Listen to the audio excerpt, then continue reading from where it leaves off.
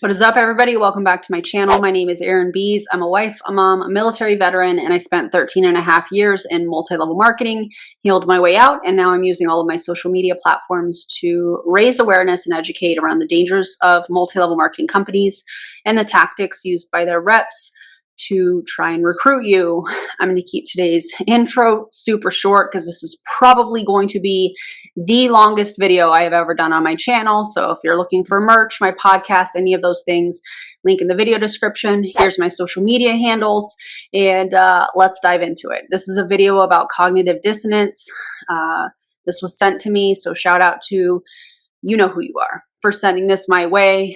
This is not meant to let me just say it this way. This is meant to educate, because one of the hardest things to deal with is cognitive dissonance. And I think that overall that's the theme of this video. So I will tell you that this video on its own is about an hour and a half. That does not include my commentary. Might do a part 1, part 2 type thing, might just keep it all in one. So let's just dive into it. Drop your commentary, keep it respectful, and let's rumble. Here we go. Hey, Facebook. Welcome in. You guys must be thirsty for some tea. We're about to spill it. It's going to be fun. Today we're going to talk about trauma in the network marketing industry, the lack of integrity, the lack of putting people first and putting profit over people, and just all the ick that I think a lot of us are done with. I think we're done. Are we done? We've been done. We are. The things that she's describing as ick are the business model. We're done. So a little brief introduction about us in case you don't know who we are as you guys are tuning in live. My name is Heather Harrison. And Randy Anderson. And we're best friends. Randy, tell us a little bit about you and your history in this industry. So I have been in this industry for over 9 years, total of 2 companies, both in the health and wellness field. I started with, less than 300 Facebook friends and have built, an incredible business that solely supports our lifestyle, right, in beautiful Nicaragua. And so it has been very impactful for my family. Awesome. But the truth of the matter is this. I'm sure it's no secret to those of you who, follow me on social media that for the last year and a half or so, I've been very quiet. I have been questioning if this was the right place for me. And it wasn't that I wasn't worthy enough or I wasn't good enough. It was all the ick and the lack of integrity in this industry. And to me, that sounds like cognitive dissonance. I can relate to this. I felt the same way at times in 2020, and that was actually what started me on healing my way out of it. And I feel like that's what we're seeing here. I feel like that's what we're hearing here. I have not watched this whole video, just watched the first couple minutes. And I feel like what we're seeing I'm going to say real time, but it's not real time. But I think what we're seeing here is the crossroads. And I've talked about this many, many times just from my own experience.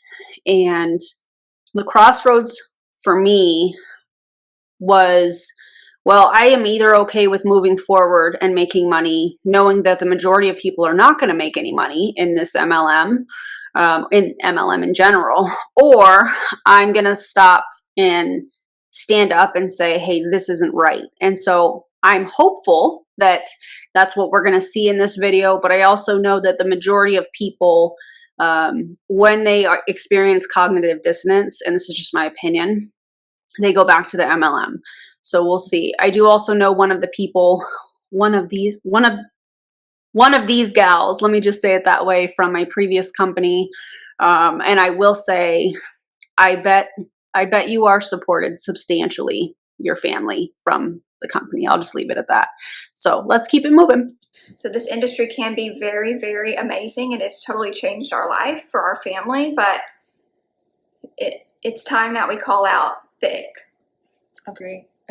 Yeah, so I have been in network marketing for 7 years with a couple different companies at this point.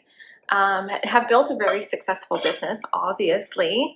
But again, for the same reason Randy spoke about, over the last year, I really honestly stopped working my business, because as I grew and aligned and I was on my own personal journey, I really started to get more and more uncomfortable with a lot of what I was seeing perpetuated in the industry. And a little bit about me and my background so you guys know. And if you guys have friends who've been... I have listened to this part of this video, and it's actually shocking to me hearing her background and hearing all of this part in general. So you guys let me know what you think. Burned by the industry. If you've been burned by the industry, if you know people who have had a rough time, like, tag them in this video, because I think that... Why would they need to tag them in this video? By the way, 99.7% of people in multi-level marketing companies have probably had a hard time. And the reason that I'm throwing that out there is because according to the FTC, that's the percentage of people that join a multi-level marketing company that lose money or don't make any at all. But why would they need to be tagged in your video? That's odd. That's weird. That's suspicious. Let's keep it moving. This is going to be very impactful and validating for people. So my background, I have an education in psychology, and then I'm multi-certified in different healing and coping mechanisms, all centered around trauma. I have my own personal healing and coaching business where I coach people through their trauma journey and helping them to find healing. And so being very trauma aware is something that I have basically dedicated the last 12 years of my life to. And as I... You're trauma aware with a degree in psychology and a quote unquote healing business, and you're participating in multi-level marketing. Does she hear herself? I've moved in more and more of my personal coaching space, right? I'm coaching people, working through their healing journeys. There is a lot of the ick in network marketing is actually capitalizing and perpetuating on top of people's trauma. Like, I walked into this industry with trauma, but then I was re-victimized and re-traumatized by this industry, and I'm not alone. And as we have started to share our authentic feelings, like, we're successful women in this industry. Very successful. And so, you know, we have felt like this burden from a lot and pressure, right, to maintain a nice sparkly image of the industry for fear that if we speak out against some of these things, right, then that creates the negative reputation or the negative image for the industry as a whole. Because that's what you're taught. If you don't agree with the team, the company, the industry, you get blacklisted, you get blocked, you get removed from all of the chats and the groups and all of that stuff. Wow. Also, one of these two knows exactly what I'm talking about. And I think what we have really understood is, well, we have been leading from a heart-centered place. We have not been doing a lot of these things. Some of these things we have been taught to do. Are you recruiting? Are you recruiting knowing that the majority of people that join you are not going to make any money? I would say that's unethical, wouldn't you? But as we've seen it from other people, other leaders, other teams, other companies, right? Because this isn't calling out one specific person or one specific leader or one specific company.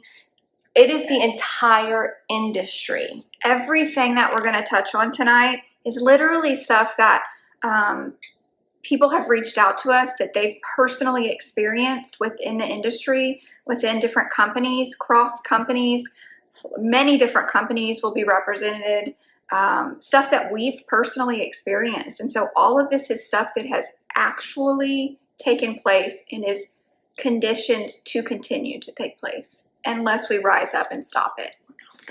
I'm really, really hoping that the reason all of this is brought up in this video is because they're working their way out of MLM.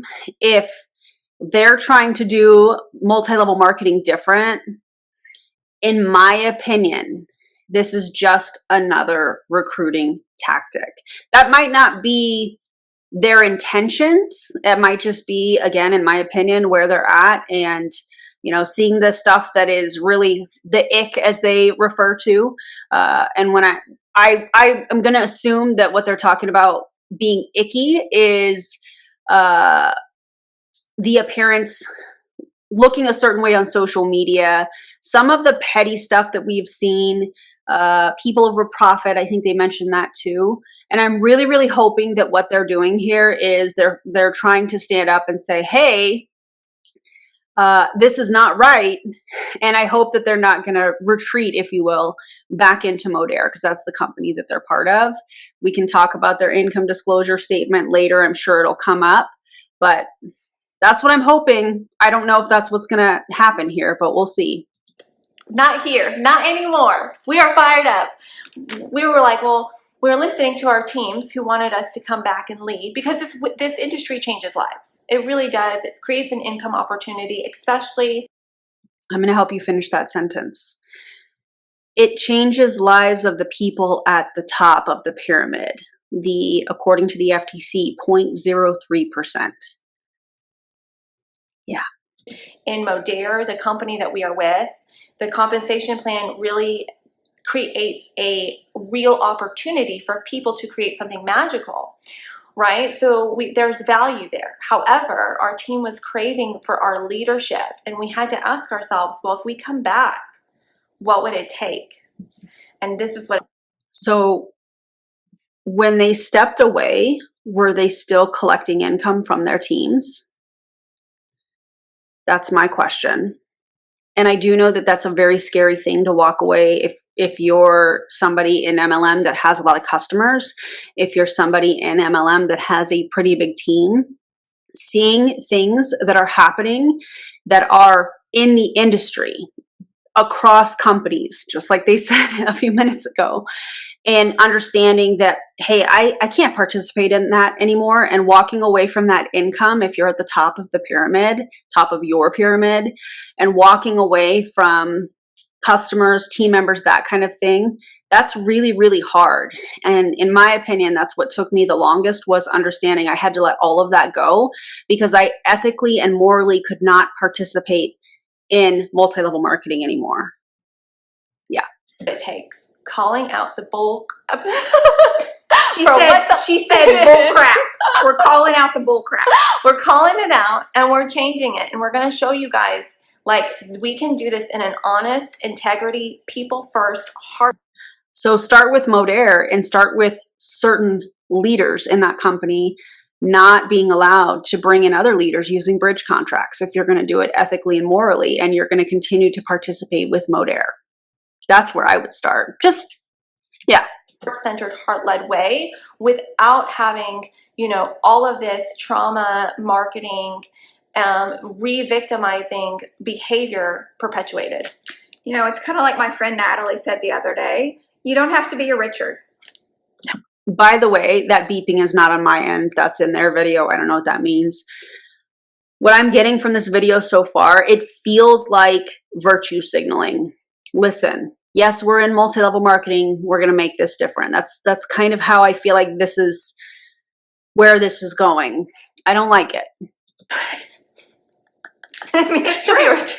You can build this business with heart and integrity and morals and make an incredible impact on people without being a Richard. That sounds to me like you can sell products without being salesy in this sales job. That's what this sounds like to me. Let's talk about it. Are you ready? Let's unpack some of this. So we've got some sales things and some things that relate more around team building and team culture. And we'll touch a little bit on company, but I feel like company-wide issues is like a whole nother thing. It's a whole different live. It's a whole other live. We really want to talk about, being inside this business at a leadership level, some of the things that we are either perpetuating, seeing, cultivating, and how it is harming other people. So if you feel comfortable, and you don't have to if you don't, but if you feel comfortable in sharing your experience, or you feel validated by this, we'd love for you to drop comments and let us know, if this has impacted you. And here's also what we would like. As we're going through these different points, if you've experienced something, we don't want you to call out anybody by name or any company by name, but we want you to talk about it below. Say, yeah, I've experienced, number. I'd like you to call out companies by name. So if you are watching this video and you've had an experience with a specific company in multi-level marketing, maybe not name any names specifically because not everybody is considered a public figure, but if you've had an experience within a multi-level marketing company and you feel like you've been traumatized by it, feel free to put that in the comments. Number one, or I've experienced that, because here's the thing. It takes a lot for people to stand up against some big industry, right? But it's people like us who need to be seen, validated, and heard. And so by you speaking up along with us, it's going to allow all the other people who feel just like us to be seen, valued, and heard. And that's what's important. And really bring awareness to how much of this is still happening. It's still happening. Some people in network marketing want to just brush it under the rug and act like it doesn't happen. But it happens. We're rolling up the rug today. Bypassing and ignoring this is not, it ain't working. It ain't working. All right. So, on the sales sides of things, one of the things that I think we have really wanted to change and switch out is this idea of fake scarcity and FOMO. We're going to talk a lot about inauthenticity and a lot of the fakeness, right? Creating false limits or a false sense of scarcity, or, you're going to miss out if you don't hop on now, or you're not serious enough if you're not joining my team today. Or I have 3 spots left on my team this month. Or, oh my God, new flavor, but we only have 100 boxes, so make sure you grab 2 boxes. Yeah, that happens. I agree with this. Also, I saw somebody, I don't remember who it was, but somebody commented on one of my previous videos that the fast start bonuses that many of these companies have is a way of using FOMO. And I agree with that as well. And I'm pretty sure that Modere has the same like fast start program. If I remember correctly, it may have changed. I'm not sure. Or I only have 3 spaces left. That's fake. If 5 people message you, all 5's getting in. Right. False sense of urgency, and coming from a trauma-informed perspective, these things trigger our dysregulated nervous system. So trauma marketing is basically what our sales industry is propped up on now. We're going to talk about these tactics, and it works. It works because it takes advantage of your trauma. Let's also not forget, as they are sharing this information, that they are currently a part of Modere. I just need you guys to remember that. I think it's great that they are talking about this, but they're still in Modere. Because it makes you feel insecure and worthless unless you buy a product, right? It is propping up people's emotional trauma and putting them purposefully into a dysregulated nervous system to take advantage of that and have a sale. Ew! Like, it's disgusting. We don't need to take advantage of people's trauma to make a sale. That is so harmful, and it needs to stop. We're over these kind of tactics. So, what do you got on your list? You know what would have been really cool of her to say?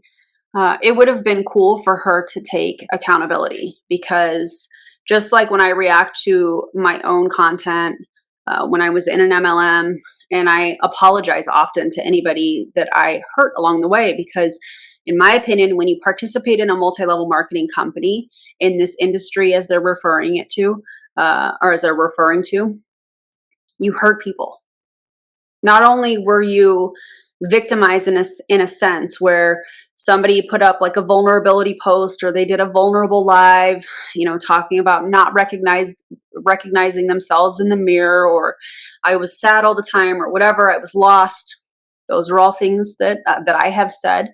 It would have been really cool if she would have said, and to anybody that I have victimized, to anybody that I have hurt, I apologized. I apologize, not apologized. I apologize. That would have been really cool, but she didn't do that. All right, so number one, if this has happened to you, I want you to drop a number one below, okay? Poaching or recruiting from your team or your downline. Where leaders will try to compete with their downline.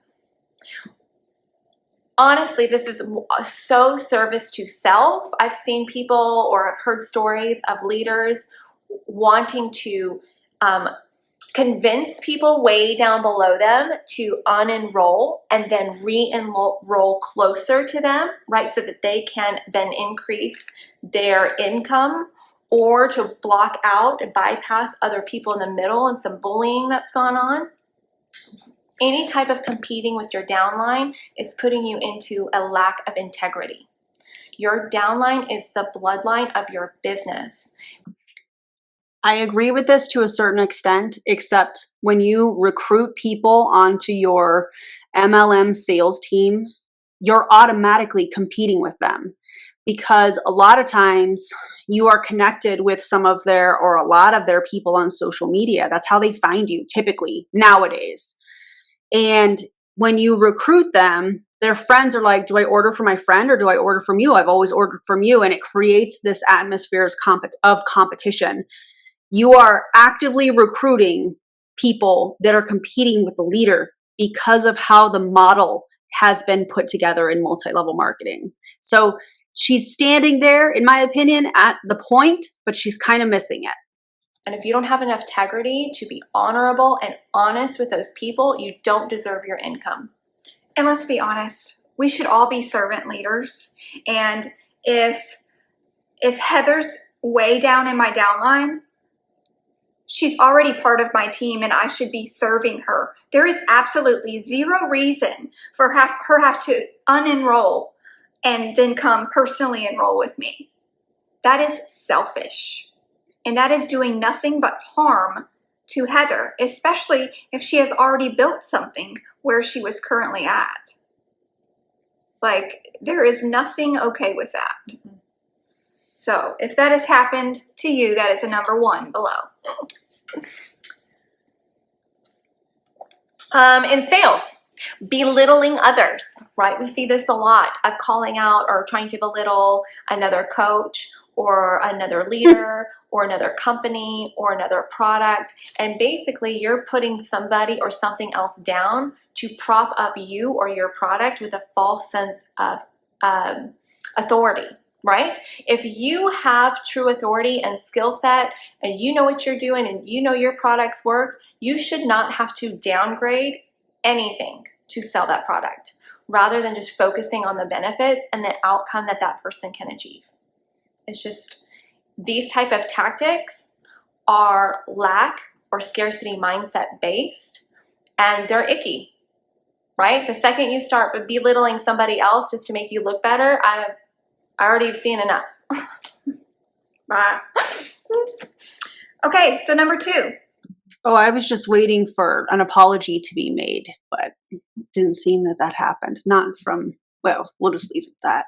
Very interesting, because I definitely have seen that behavior and also participated myself in the past. And again, I'll make another apology. I apologize to anybody that I have hurt along the way. And I think that is a critical part of a video like this is, hey, this needs to change. This is not right.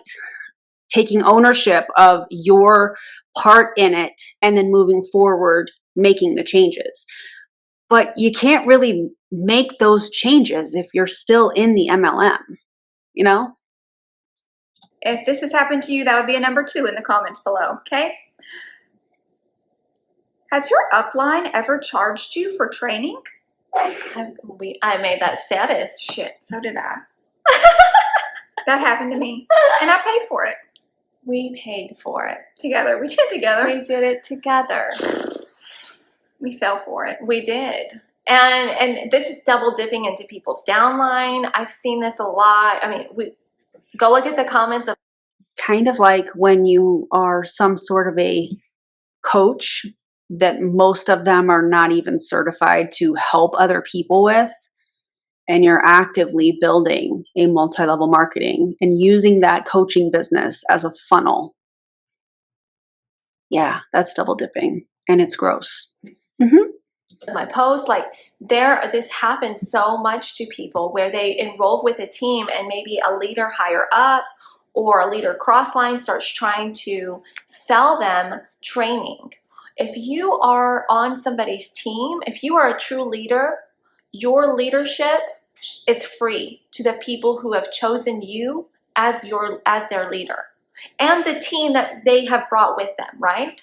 You're personally enrolled and the whole team that they have brought with them. You are expected to lead those teams for free. You should not be mentoring or selling extra training or products, or this is kind of what happened, leaving things out, right? I'm going to give this training to you for free, but if you want the special secrets, you can purchase my course. Double dipping on your Mind downline. you, wouldn't you want to give your downline that training anyway? Because everything that they do and everything that you teach them to have success, you're going to benefit from. It's almost like you get paid off of other people's time and effort when they close a sale or recruit somebody. Wow. So why are we double dipping? Scarcity and looking at people at dollar bills. That's not scarcity. That's greed. You're not a leader. You're a con artist. All right, let's talk about some sales. Overcoming objections in sales and pressuring people. If somebody tells you no, it's time for us to respect people's boundaries, to empower our clients and our customers into honoring their decision-making skills, trusting their decision-making skills. I trust my customers and my clients to book with me if it is an aligned and fit and good match for them. I don't have to push back on them. I don't have to pressure them. I don't have to do anything. I am empowering and trusting people rather than, trying to pressure them like, saying, well, I need to talk to my husband before I make this purchase. And you coming back with, well, girl, just put it on your credit card. He don't have to know. I'm confused. Is she talking about her coaching business or is she talking about her Modere business? Which are we talking about here?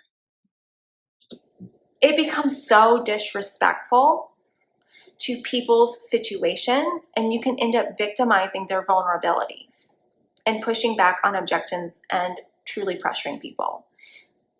Honor where they are at. If somebody tells you they don't want your product or your service, say, okay, I'm here if and when you're ready, and love on them and let it be. It's that simple. It's that simple. All right, number 3. This is number 3 if this has happened to you. Someone in your upline asking you, paying you to place orders for their own financial gain. Oh, we call that check buying. Buying a check. Oh, no, we call that racketeering. That's true. That's racketeering. That's illegal. It is illegal. It's not allowed. But it happens. It happens where high level leaders are propping up their fake success by propping up their legs or their downline or purchasing products under whatever. There's all these loopholes and schemy ways that I have seen and heard stories about people doing. It's a pyramid scheme. It's illegal. It's racketeering. And I hope the FTC shuts it all down. I feel like she just said the quiet parts out loud. Because guess what? If the FTC shuts that down, they're going to shut Modere down.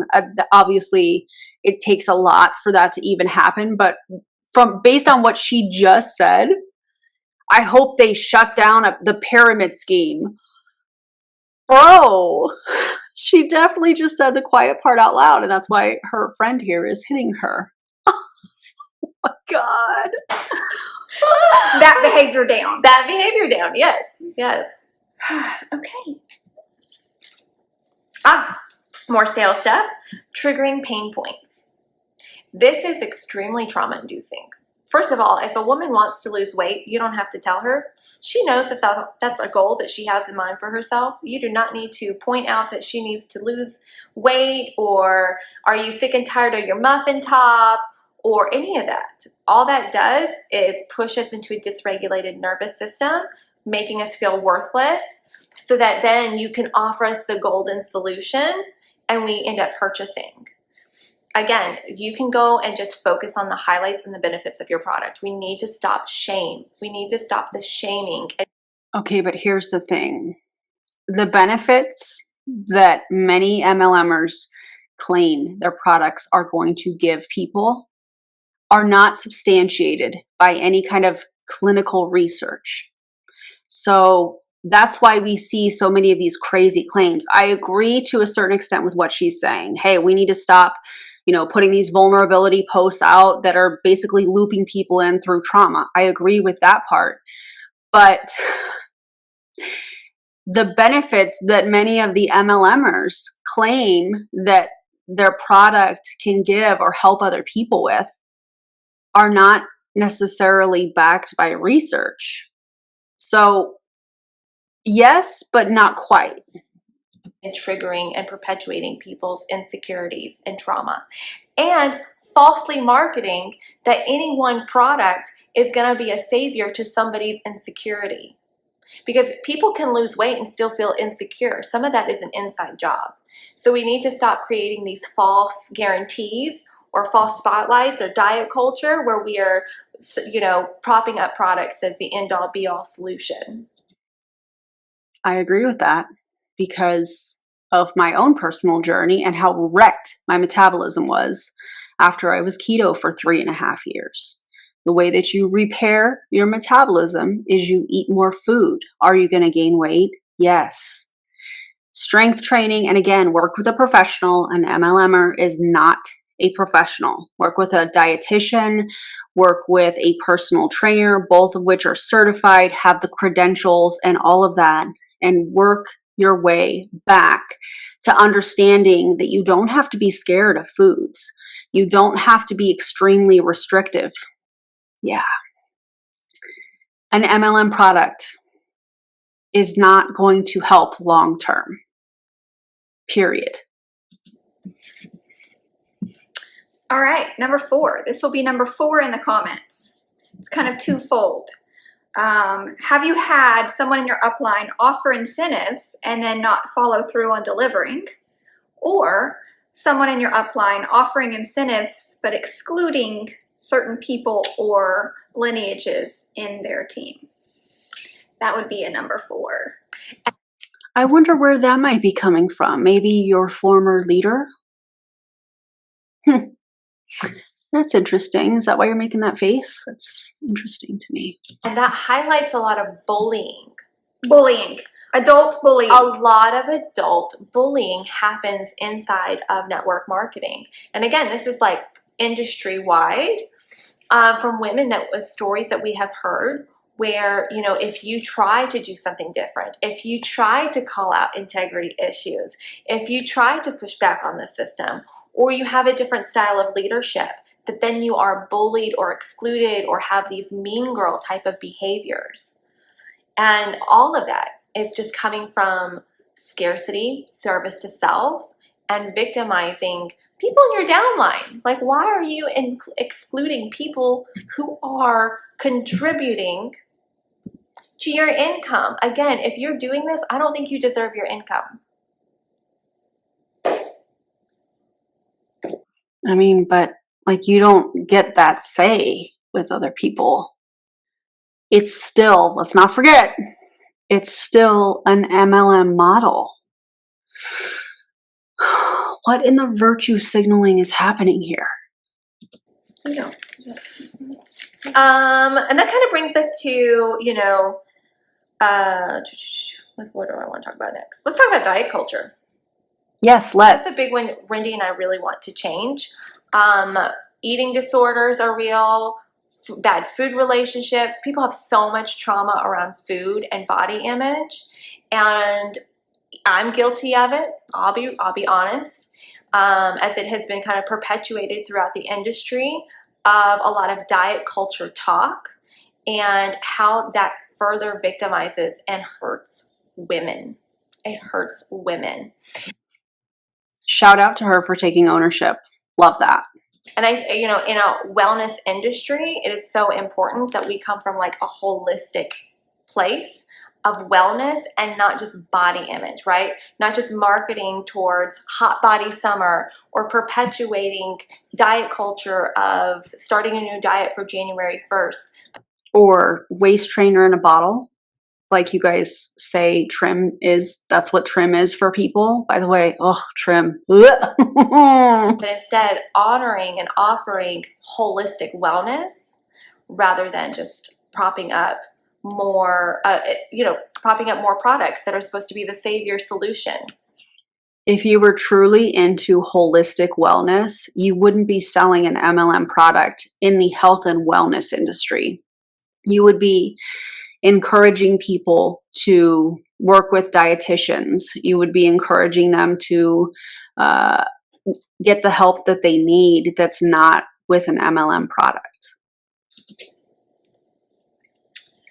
All right, so number 5. If this has happened to you, that would be a number 5 in the comments below. Has anyone sold you products and then wanted to charge you an extra fee to coach them on how to take the product? If you're in the wellness industry, diet industry, supplement industry, that's what you're doing, you should be offering coaching for free to people who are already purchasing your product. You're already making money. That's called good customer service. Yes. And again, all the stuff we're talking about is stories that people have sent us. This is real. This is happening every day. Okay, but are you participating in it? It's all fine and dandy to do, a Facebook Live where you're like, this is what people are telling us. But you yourself are participating in it in a sense because you are part of a multi-level marketing company. Still, in this industry, recently, we've got to clean this up, okay? If you're in the wellness industry, you and your leaders need to get together and coach your customers as part of their package. Well, any outside coaching on top of that you're charging for, it's you double dipping and on those people. And it's just a lack of integrity. I don't even know who's purchasing from you. But see, this is how we perpetuate and we take advantage of people's trauma, right? The person that is probably going to take it to be okay with letting that happen to them is probably somebody who's in a people-pleasing behavior mode, who probably has gone through a lot of stuff where they are easily taken advantage of. And I have been there. I have been easily taken advantage of when I was in a very unhealed space. And I think we have a responsibility to do better, to be better. Okay. You know what I'm noticing is the gal on the left is taking a lot of ownership with certain things. The gal on the right, I don't know that I've heard her take ownership for anything. It's almost like she's just telling other people's stories. I'm just curious if you guys are noticing that too. Let me know in the comments. So the next one is definitely something that is happening a lot, and it is being shamed by someone else, upline, downline, sideline, whatever, for leapfrogging. And for those of you that don't know what leapfrogging is, I want to share a story with you. Leapfrogging is when you reach down into your team and help people. And so in our last company, Heather was 9 levels down on my team. If I would not have leapfrogged, this relationship you see unfolding daily would not even exist, okay? Like, why do people get mad if someone is going to help other people? So that is number 7, okay? So if that has happened to you, that is a number 7, but also it's twofold. Have you been shamed for wanting to reach up for other leadership? Maybe you don't jive well with the person that's directly enrolled you. Maybe you jive well with, are more aligned with someone else, and you've been shamed for that. That is a number 7. The things that I could tell y'all right now, but that's not what this video is about, so oof. And that has happened a lot. It's ego-based leadership, right? Where you think that you need to be in control of your team. You can't let anybody help. You don't want, you're trying to take control or to prop yourself up as you know better. You're the best leader. You know everything. Nobody's better than you. That's like saying you are the end-all be-all. Right. Exactly. This mentality of, why do you even want to reach up and work with her? You have me. I do everything better than her. The shaming people for wanting to seek outside leadership. And really what you're just hindering yourself, right? These are ego. We're talking about a lack of consciousness, right? Ego, scarcity, fear, service to self. And as we're raising the consciousness on this planet, as we are all wanting and craving more connection, more genuine realness, authenticity, community, right? We are so done with this type of behavior. So we're calling it out. I think the collective, if I'm going to speak the way you are, is done with multi-level marketing. I think there's so many people that are just completely over it. We're gonna stop it. Because listen, the thing is this, like, we love this industry. I mean, a lot of you who have been, on my social media for a long time, you've seen what it has done for me. Like, I've been able to adopt Harper. You've seen what your team has done for you because you're making money off of your team. It's not the industry per se, it's your team. And moved to Nicaragua and build an amazing house on the beach. All of that is because of this industry and really hard work and effort. And so we love this industry, but we need to be better. Mm-hmm.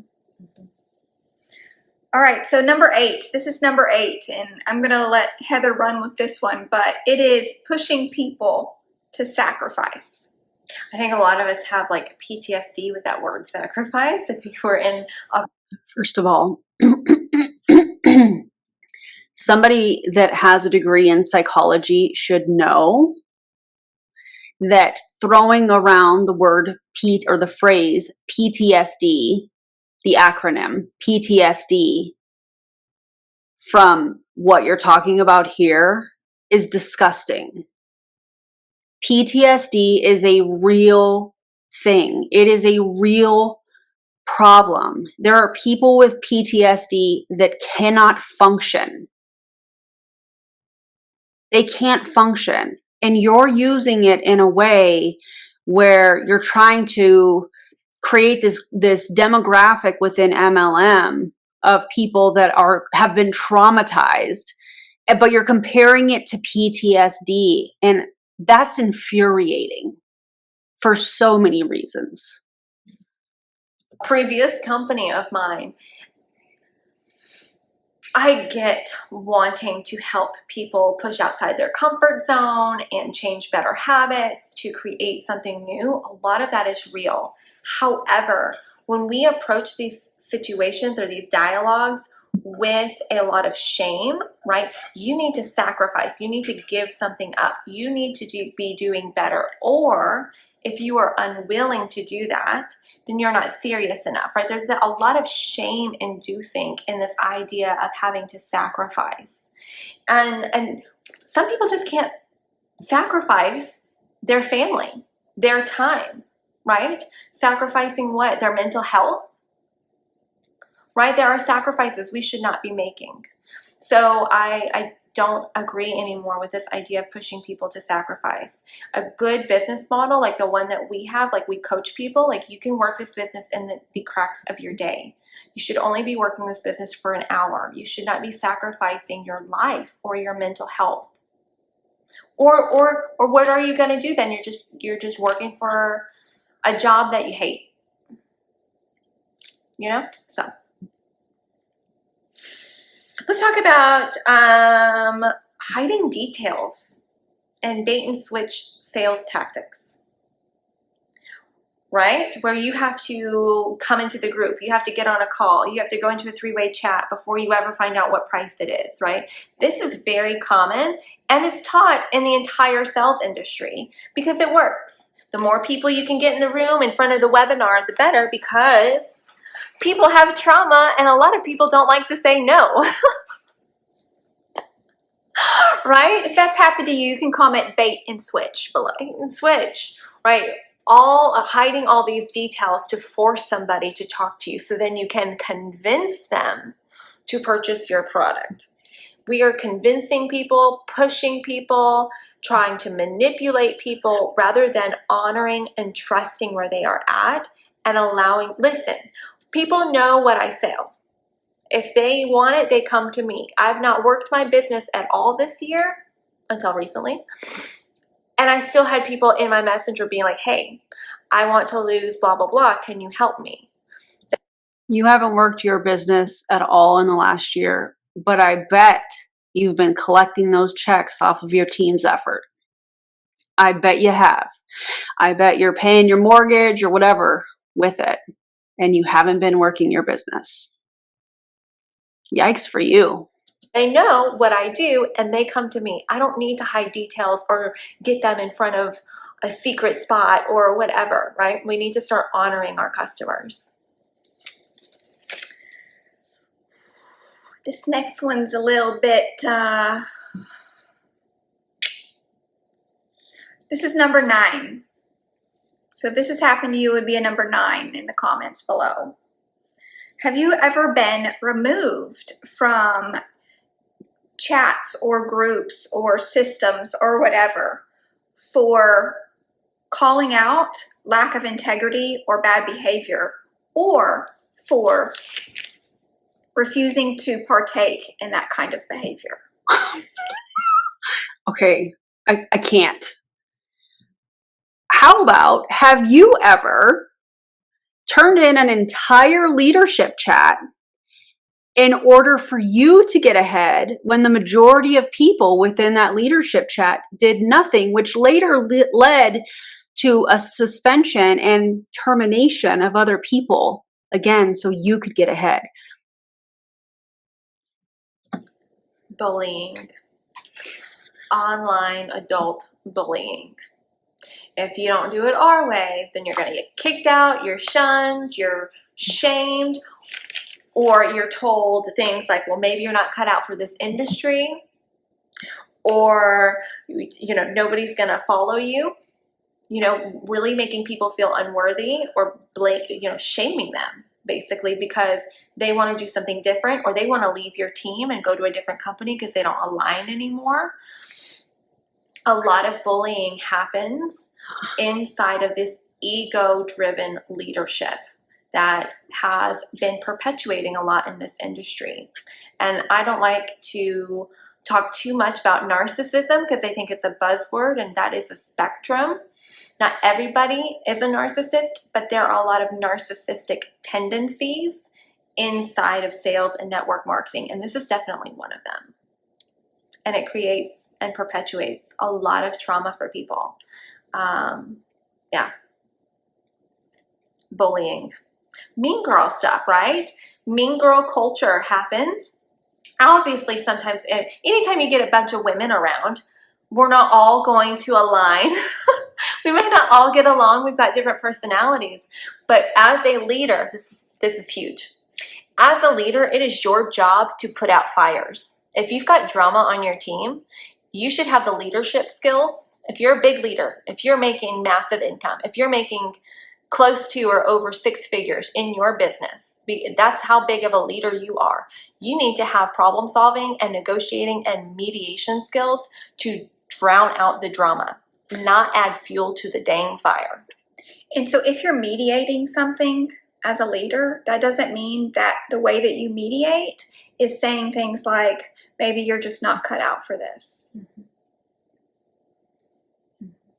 That's happened. So that's all I have to say about that.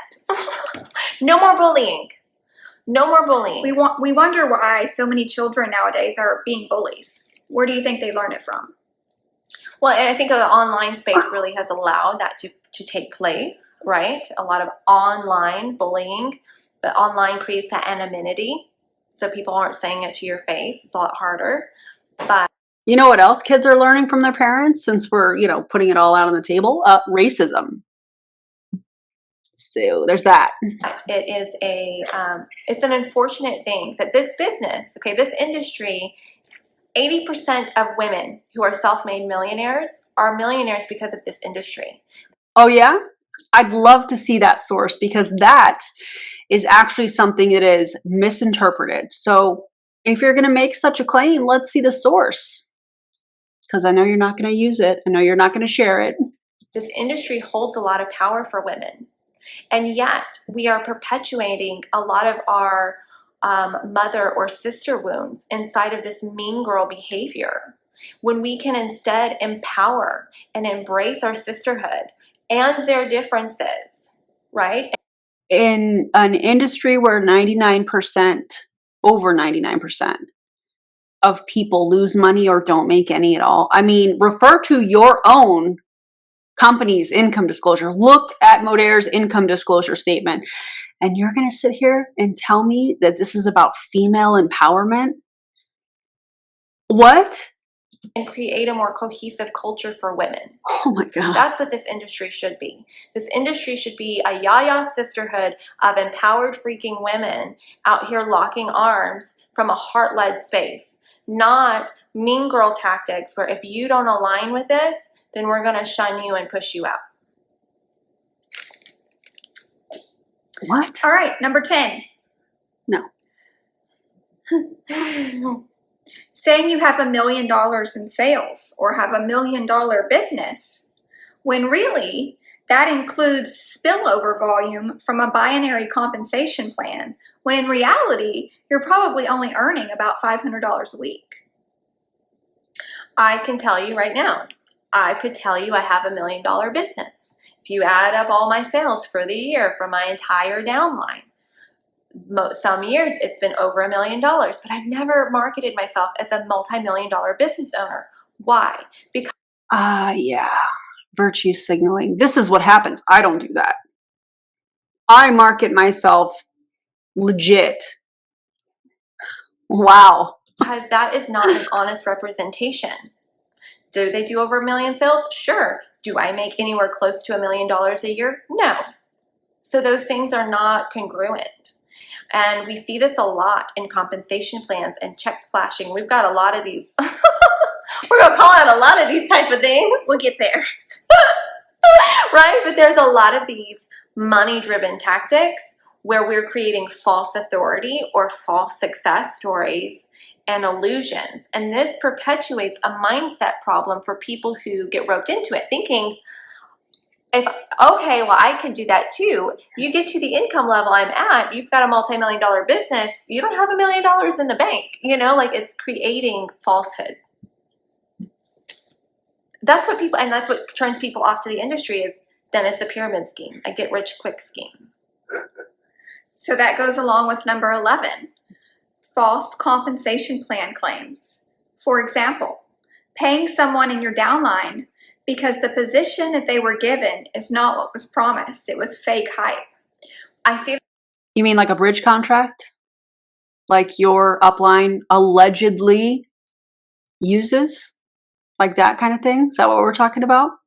This a lot with new companies, where they create a lot in the beginning of all of the big bonuses and structures, and you get this, or you join my team and I'll pay you an extra $500 if you hit this rank, and all of these tactics that do inflate numbers, but they're fake hype, right? It's not sticky. So the next month you're in this new company and now you're like, well, everything I was promised is not working out.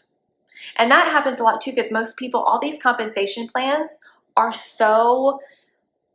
a lot of them, right, are so hard to understand that for the average. All of them. And they're written that way on purpose. And the reason that they're written that way on purpose is so that people don't ask questions. Because if somebody asks questions, typically in multi-level marketing companies, their leader can't even answer the question. And if their leader can't answer the question on, hey, how can I make an extra, $750, $500, or whatever number they're chasing, if the leader can't answer it, right? Nobody wants to look like the person that doesn't understand something that is presented by the company in a super easy way. It's very easy to do. Nobody's going to say, well, I have questions. I don't understand this part, because they don't want to look like the dummy. And it's done that way on purpose. Average person, you don't understand the compensation plan, right? Like, I'm the comp girl in our organization because I get it. Oh, good. So you have looked over the income disclosure statement too then, right? You understand the income disclosure statement as well? Because when you pair that with the comp plan, I bet it's quite eye-opening, especially with Modere. And I've looked at a ton of cross-company compensation plans, and some of them are very tricky. Some of them are kind of like legit pyramid schemes.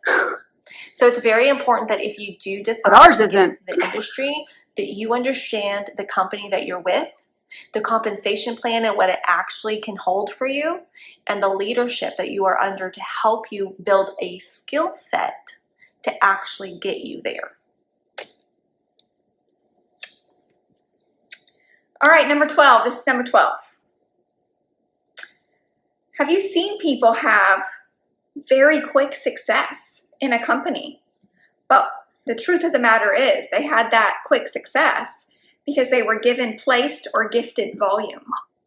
Kind of goes back to that same conversation where we prop up people's success and success stories, but it's a falsehood, right? It's false authority, it's false success. It is scheming in nature, and it is perpetuating, really it ends up perpetuating a unworthiness in a lot of people who then compare themselves. They want that success and they think it's achievable because you've told them that it is, when in reality it wasn't. It was fake.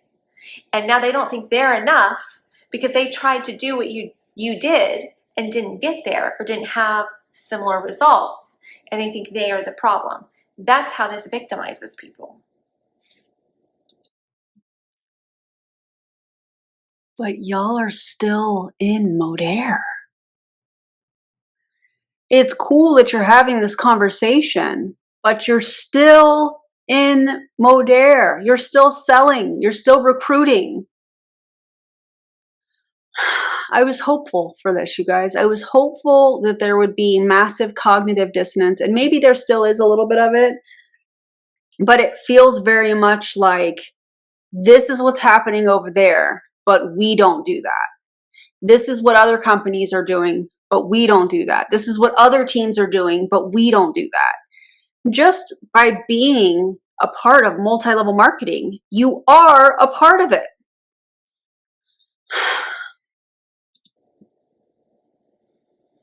Yeah, fake. Quit being fake. And I have placement, by the way. I have placed volume. That's okay, right? It's okay to have a little bit of placed volume. It's not okay to ride your whole success on that, right? I also. So where's the cutoff? Since you think placement is okay, where's the cutoff? Where do you think that line is? Is it 1,000? Is it 10,000? Is it 100,000? What is acceptable to you for placement then? A little bit is okay, just like you said. But if your entire check is based off of it, so what's the cutoff then for you? Of unplaced volume and things that I have worked for. So I don't want to say like having placed volume makes you not truly successful. It's just about the illusion you're creating with it. I don't have any. No, she doesn't. I built the damn thing myself. She's got 0 twice. So nobody came from your previous company to your current company. Is that what I'm hearing you say? Nobody that was not direct to you in your previous company joined in your current company, right? Okay. Just being honest. Okay, Yeah, so the next one could be a little bit of a trigger. So I'm just letting you know ahead of time. It is number 13. It's kind of odd. It's number 13. It is. I think that was not planned. But here's the reality of it. Mixing certain things in business just should not be done. And so things that have happened, this has happened, basically. Cult-like behavior, mixing in religion, like baptisms at business-led events. There's a lot we could talk about cult-like behavior, but I think, when you start mixing in, and we're both spiritual women, by the way. We like the baptisms don't bother us. It's baptisms at a business event, right? Or mixing in a lot of this religious connotation into your company-wide events or even your leadership events, right? When people, there's so much, we need to be creating so much more space for differing beliefs. Basically, it should be inclusive, right? Like, it doesn't matter my spiritual beliefs. When I'm at a business event, most likely everyone there is going to know my beliefs, but I'm not going to mix it into what is happening. We want to create an inclusive environment that includes everyone, because the fact of the matter is, just because I believe one way doesn't mean that Heather believes the same way. And I don't want to, start doing things that make other people feel uncomfortable. I want to create a inclusive, connected environment. And unfortunately, too, there is religious trauma. There are people who've gone through really harsh experiences inside of their religious organizations. And some of that can be triggering, right? Triggering people's trauma, making people feel uncomfortable. So all of this is really about how can we be considerate about being inclusive to other people and about how people's history, people's trauma.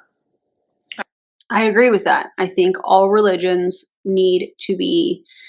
Actually, let me just back up. I don't think religion should be included at any business events. I think that there's a time and place for that, and because everybody has different beliefs, just removing that from all company events should be a thing. That should not even be a part of it. If it's a business training, let it be a business training. But that's where you're going to teach tactical things. Step 1, step 2, step 3, step 4, whatever. Not mindset training, not breaking arrows with your neck and, those types of things. That all should get removed and it should be business focused. But the majority of these companies, the events that they throw, a lot of that is mindset and belief training. And I think that all needs to be lumped in with things that should not be covered at these events, but then they won't have the same indoctrination type effect that is the purpose, in my opinion, behind these company events and team events. Right. So if you've experienced anything like that at an event, that is number 13 in the comments below. Mm-hmm. And why is it interesting that is number 13? Okay, number 14. It's a little touchy. It's going to be a little touchy for some people. So Heather, if one of my customers comes to you and they want to order, like maybe you posted something and they saw the promo and they want to order, like they don't realize how things work, right? Like, what should you do? If you've got somebody who has already ordered product from another person, honestly, you should really be sending that person back to them unless they are adamant about not choosing that person for some reason. Because some people go through bad experiences and they want to change. However, some people go out poaching other people's customers and trying to convince them to change, or will just try to take advantage of a situation and not do the right integrity thing, right? You're thinking, I need this sale, so I'm just going to take it, rather than honoring that person may be with somebody who's already helping them, happy, willing to serve them, all of those things. So if Did y'all catch that? So send them back to whoever they were working with originally, is basically what she's saying. But did you notice how she slipped in there? Unless they're adamant about not working with that person. So in her mind, and this is just what I'm getting from the video, you guys let me know if I'm totally off base here, but she's like, well, if they're adamant about, you know, not working with that person, then okay. Well, that person is, that customer is connected to somebody who's connected to that upline. So again, I feel like this is, well, it's okay if these parameters are met. So what are those parameters? Is it okay or is it not? Do you know what I'm saying? This feels like tap dancing a little bit. Maybe tap dancing is not the right explanation, but this is very interesting to me. Heather's customer comes to me, I'm going to edify Heather. Oh That's not even the right definition of that. I'm so glad you've been enjoying products. Let me connect you back to Heather and she can help you order. What I should not do is say, hey girl, if you just create another email address real quick, we can create you a new account with me. Has that happened to you? That's number 14 below. Yeah, it's like and it's even worse if this is like happening on your own team, right? Or even cross-line or even company-wide, right? Like you should be able to allow people to be where they are and understand that there is enough to go around. You don't need to steal people's customers or people's downline or recruitments out from underneath them. That is scarcity, and you're operating out of your ego. There are 6 billion, 7 billion, 8 billion people on this planet. There's billions of people here. Is there 7 or 8? I mean, the fact of the matter is we all should be servant leaders. You know, I used to get, in my last company, people used to say I was the person that adopted babies and adopted crossline. Because I didn't even care if I made money off of you. If you needed my help, I was going to help you. Because I was a servant leader. Okay, I am here. Again, with the virtue signaling. This is happening in the industry. I've never done it. I bet you have. I bet you have. Because if it's happening in the industry, more than likely, the two of you have probably participated. Here to help people. I am not here to serve people by taking their money and they're just a dollar sign. And I'm going to be real honest. The only way network marketing stays in integrity is with servant-based leadership. It's with putting people first. The moment you step out of service to others, network marketing is no longer in integrity. The moment network marketing, multi-level marketing is not in integrity anyways, because you make money off of team members' efforts, sales, those types of things, than you do off of the sale of the product. It's not an integral type of business model. when it becomes service to self, it is completely unintegritous, and you start to fall into a lot of... That's a big word. Integritous. You start to... I don't know if integral was the right word for that, but you guys get what I'm saying. To fall into a lot of yucky behaviors. So if you're going to be a leader in this industry with integrity, you better be operating service to others, period. Whew. All right, number 15. If this has happened to you, be another 15 in the comments, okay? Have you ever experienced someone in your upline going and friend requesting your friends on your social media to try and recruit them for themselves? Or crossline. Just stalking other people's curiosity or business posts to befriend people who you know are interested because you know they're interested, to then try to steal that sale. I couldn't believe when I heard this story that this was actually happening. Again, there are 7 to 8 billion people on this planet. There is more than enough to go around. Anytime you start operating out of scarcity, you really need to check your heart and your mindset, okay?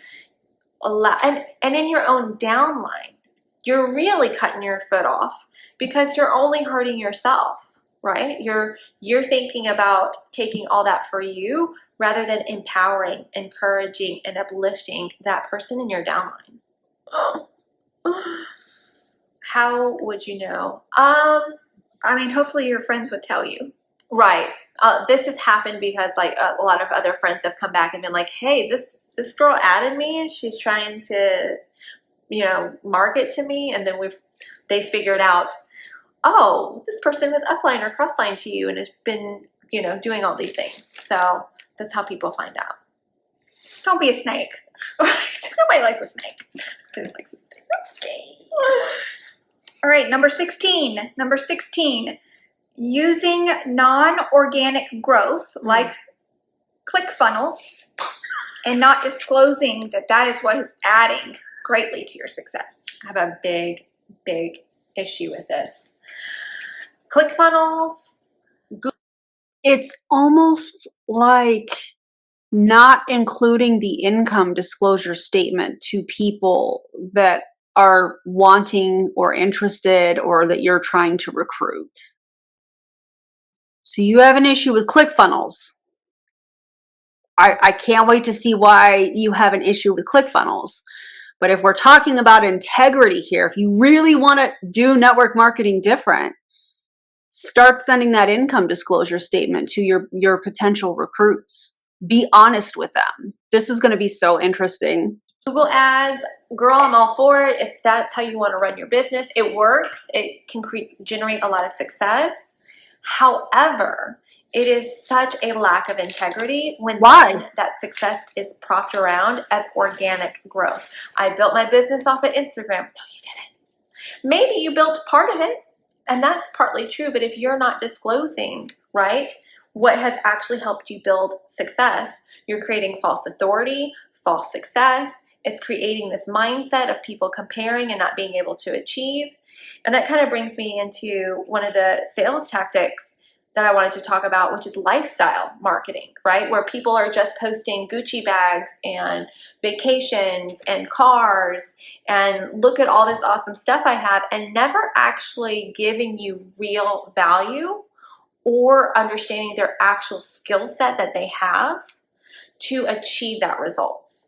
Because it kind of goes back to all these other things. That results could have been from ClickFunnels. It could be from compensation plan, cahooting, for lack of a better word, manipulating the compensation plan, from placement, right? There's all these other things that success could be based off of.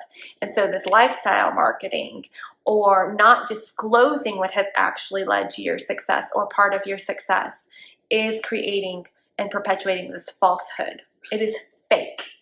Fake. How is that? I still don't understand the issue with ClickFunnels except for they're getting to people before she is. That's just my opinion. I don't know if that's the case or if this is somebody else's story. It's pretty easy to pick out when somebody is using a funnel in general, because they typically, if it's Instagram and they have the link up there on their bio, typically it'll be, hey, grab my free 21-day blah, blah, blah, whatever. And you click on it, you put your email address in, and then you get the free thing. That's a funnel. So I don't understand why she has an issue with that and why she seems to think that that's fake. I don't get that. Fake, fake, fake, fake. And we're over the fakeness. Just be real. Just say, yeah, I built my Instagram organically to 10,000 people, and then I had enough income to hire somebody to help me with Google Ads, and I exploded. Awesome. That is really cool. But don't try to tell me. But is that still fake? This is so fascinating to me. Got 100K just off of organic growth when that wasn't true. You see what I'm saying? Kind of like coming from one company to the next and saying that you built your team organically, isn't it? Be real. We should be real. All right. This is number 17. How many Training that products are safe for pregnant and nursing moms, or really any medical condition, in making medical claims. It's illegal. The FTC will come after you. They will shut you down Real quick. Guess what? That happens in Modere. You guys probably have made these very same claims. But we see this a lot. And now, I had good success on products when I was nursing, but you can go back to every conversation I had. And even though I told them what I was doing, I referred them back to their doctor every single time, because everybody's body is different, especially pregnant and nursing women. Here's the problem with this. Almost every MLM product, every company has proprietary blends. So what happens, and I agree with this aspect of it. She's saying, hey, these medical claims, these health claims, yeah, that shouldn't be happening. It does. But when these nursing moms or pregnant individuals, let me just say it that way, take this proprietary blend to their doctor is not going to be able to say, hey, this is safe or not, because they don't truly know the ingredients. So while it's all fine and dandy to say, hey, stop doing these medical claims, send them to their doctor, Google these ingredients, their doctor can't make that judgment call because many of these companies hide behind a proprietary blend. So you don't know what exactly is in it, how much of it, and the amounts, the dosages, and all of that stuff is very, very important, especially when you get into like medications and different things like that. That's important. So all fine and dandy to say, hey, refer to your doctor, refer to your OBGYN. But again, proprietary blends don't help the doctor make that decision because they don't know what's in it. You guys don't even know what's in it. I think a lot of people try to victimize postpartum women. Yep. When we feel most vulnerable in our bodies and most uncomfortable in our bodies, Yep. when we are pushed all the diet culture crap of needing to bounce back. And it can be really harmful, because if a woman is that uncomfortable in her skin, she might overlook the risk, or not even know the risks those products may be inducing to her health or her baby's health. So kind of like when one of your reps suggested that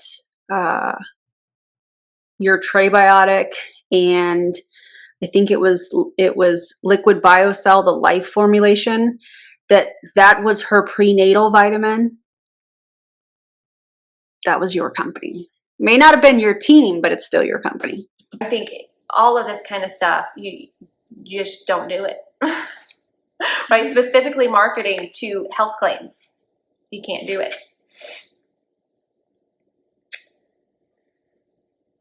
Number 19. I bet every single one of you is going to put a 19 in the comments below now. You ready for this? Cold messaging, or messaging people solely for opportunity. You're not messaging them because you care. You're not messaging them for any other reason except to try and get something out of them. We're done. We're done cold market messaging. Stop telling people to create a list of hundreds of people to go message cold market. Stop. Oh, Ray had Nobody likes it. Pissed. You cold market message me, I delete you. Or I don't even add you as a friend, right? This is looking at people as profit and not as people. It's putting a purchase before a relationship. It is so icky and it feels disgusting. Let me tell you a story. I've been a top leader in both of the companies that I've been with. In my last company, I would get cold messages all the time with people trying to recruit me. And I would say straight up, I am not recruitable. Well then, Randy, well, how did you end up at a different company then if you're not recruitable? Well, guess what? Nobody tried to recruit me. If I decided that I wanted to go somewhere else, I scroll Facebook, I see people, I know what so-and-so's doing. If I want to know, I'm going to reach out to that person and be like, girl, what are you doing? Tell me about it. And that's how I ended up here. I reached out. Mm-hmm. If someone would have reached out to me first, I wouldn't be here. That would have been a hell no. I feel like she's missing some of the details. Yeah. If I want to go somewhere, I'm going to go somewhere. They will come to you. You will attract them to you. No more cold messaging. I'm going to say something real big. In network marketing, we need to stop prospecting. No, she didn't. It is continuously being taught to prospect, to prospect, to prospect. What is that doing? It's putting the sale before the person. You're just looking at people like dollar bills. This is why all your friends from high school hate you. Because they haven't talked to you in 10 years and you messaged them telling them they needed to lose 10 pounds.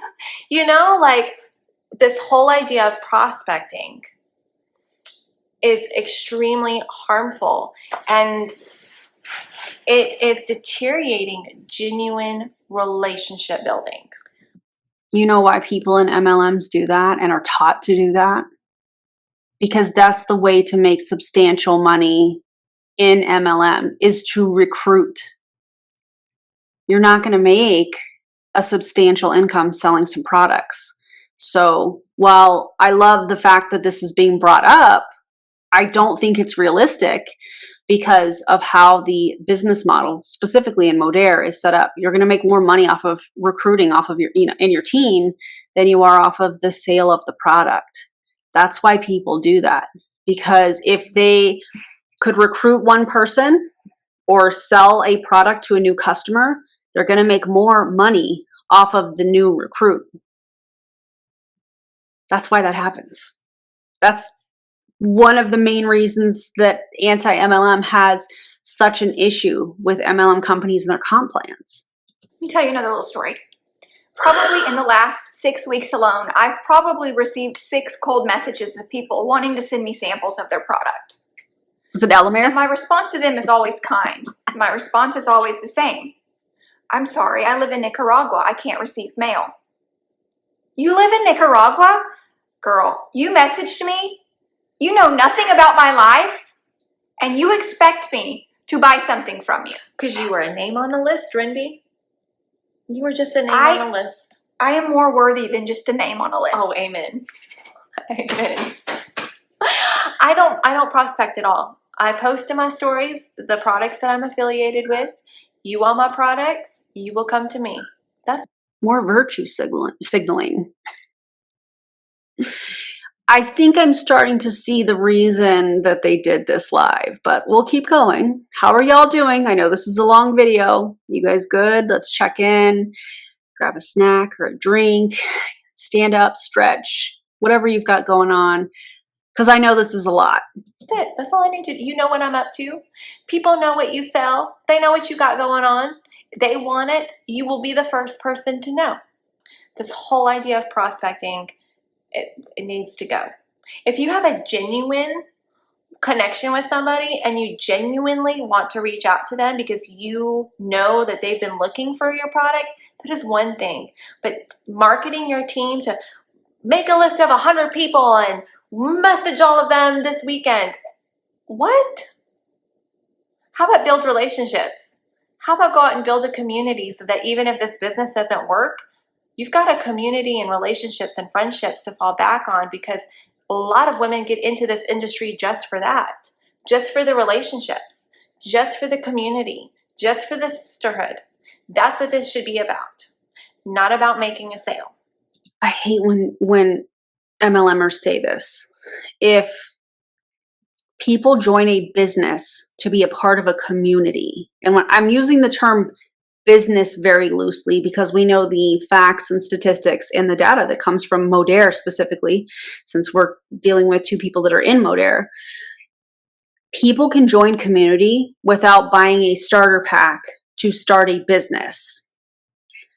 There's communities all over Facebook. There's communities in your local area. There's all kinds of communities that you can join that don't require a purchase in order to be a part of it. There's meetups, there's groups, there's all kinds of stuff.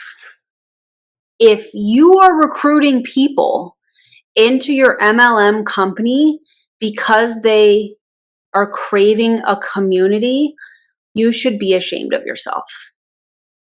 You should be ashamed of yourself. Some of you may be listening to this and be like, oh my gosh, there is no way I can be successful if I don't do all this icky crap. We did it. We've been leading this way for a long time. We just haven't been outspoken about it. And that is the reason that they're doing this live, in my opinion. Hey, we're different over here. I was optimistic at the beginning of this. Okay, we're going to have some really cool conversation. Hopefully there's going to be some cognitive dissonance. No, I don't think so. I don't think so. I think this is one big recruiting pitch. So I'm glad I'm covering it. And coming back meant that I was going to take some duct tape off my mouth and tell you, stop cold market messaging people. It's 2022. That was so 2003 and 2015. We don't do that anymore, okay? People are done. Cold messaging people on social media is the same as someone putting a flyer under your windshield wiper at the grocery store. What do you do with it? You throw it away because it's trash. It's trash.